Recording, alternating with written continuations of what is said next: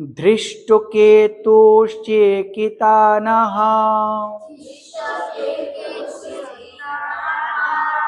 काशीराजश्च वीर्यवान् पुरोजित् कुन्तीभोजश्च शैवश्च नरपुङ्गवः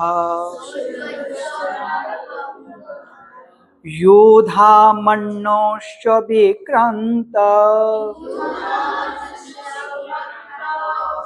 उत्तमौजाश्च वीर्यवान् सौभद्रो द्रौपदेयश्च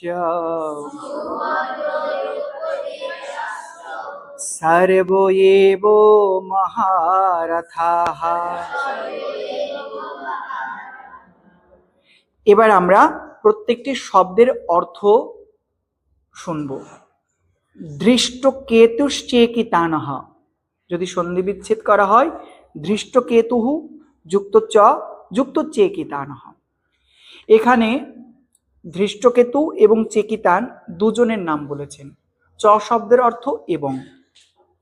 কাশীরাজস্য, কাশীরাজ যুক্ত চ কাশীরাজস্য বীর্যবান, বীর্যবান মানে পরাক্রমশালী, কাশী দেশের রাজা কাশীরাজ। তারপরে বললেন পুরুজিৎ কুন্তী ভোজস্য, পুরুজিৎ এবং কুন্তী ভোজ দুজনের নাম বললেন। তারপরে বললেন শৈবাস্য নরপুঙ্গবঃ, সভ্য একজন রাজার নাম, নর মানে মানুষ, পুঙ্গব মানে শ্রেষ্ঠ, যিনি শ্রেষ্ঠ মানুষ ছিলেন। তারপরে দেখো যুধামন্যুশ্চ বিক্রান্ত, বিক্রান্ত মানে মহাপরাক্রমশালী কে যুধামন্যু।